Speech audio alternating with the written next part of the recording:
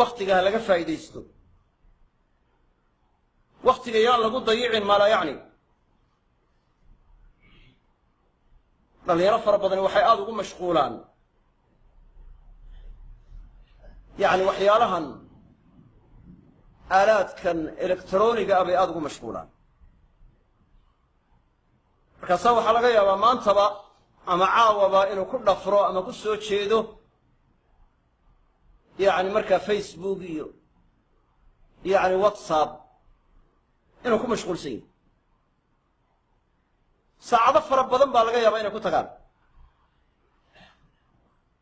nafcigoodu waxa waa yar yahay dhibtooduna waa badanta dhib badan bay leeyihiin ruuxa ku saamaleylaya indhihiisu khatar bay ku jiraan dhakhtarrada indhaha ku takhasusay qaarkood waxaan ka maqlay inay yidhaahdeen hal saacad habeenkii hadduu ruuxu eego waxyaalahaas oo uu daawanayo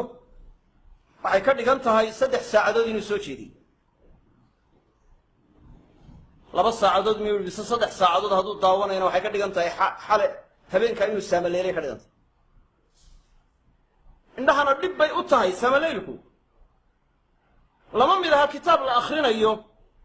iyo waxaan markaa waxa weeye shucaaca leh la eegaya isku mid maaha aad iyo aad bay u kala duwan yihiin marka nafcigoodu waa yar yahay cimrigii waa ku tegayaa waqtigii waa ku dayacmayaa maskaxdii waa tashwiishinayaa indhihii waa dhibayaa jidhka kale caafimaadka uma fiicna oo xataa yani waxyaalahaasi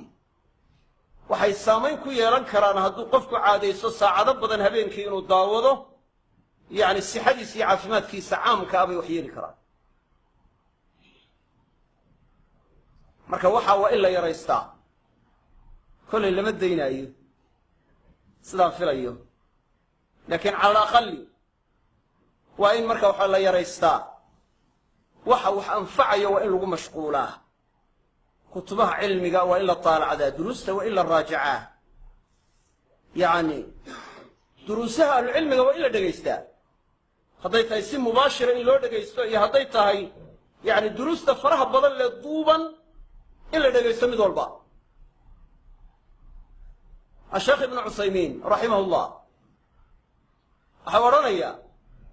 عجلدهن علميga marka waxa lagu duubay cilmiga marka waxa xambaarsan meel walba marka waxa way laga dhageysanayo meel walba gaaraya waxay kamid tahay nicamka ilaahay casrigan ku nicmaystay kamid sida wuxuu leeyahay iyadoo waxyaalahan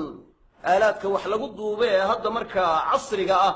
qaarkood aanu sheekhu soo gaarin imika isticmaalkii waxyaalo kala ka batay aan cajiladihii ahayn oo mimariya hadda lagu duubanaya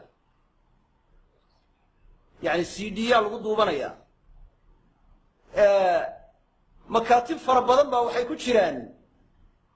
yani marka hardis yar baa lagu ridanaya markaa siduu doono qofku u heli karaa maktabado yaro kooban oo khafiifulmaxmal ah